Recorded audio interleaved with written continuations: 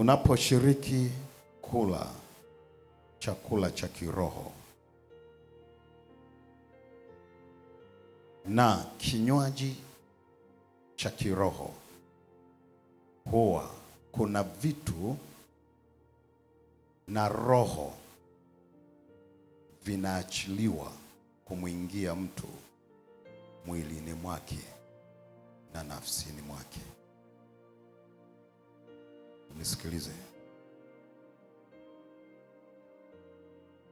Huwa sio swala la kawaida tu kwamba unapokula basi unakula ili ushibe. Wakati mwingine huwa wala hawali wakashiba, wanakula kwa sababu ni tendo la kiagano. Lakini uwe na uhakika pale wanapokula ndiyo njia pekee ambayo inatumika kufanya transfer, kufanya uhamisho wa vitu fulani ambavyo viko vya ulimwengu wa roho. Roho inataka iviwekeze kwa huyu mtu, vinapitia katika tendo la kula, tendo la kunywa kinywaji. Kama kuna maroho yanayotakiwa yaingie kule, basi yanapitia kwenye chakula, yanapitia kwenye kinywaji hicho cha kiroho. Kuna watu wameathiriwa katika afya zao. Kuna watu wameathiriwa katika akili yao kwa kulishwa tu chakula. Chakula hiko kina matamko nyuma yake. Kwa hiyo kikabadilika kutoka chakula cha kawaida kuwa chakula cha kiroho. Na ndio maana kuna njia nyingi zinazotumika ulimwengu wa giza.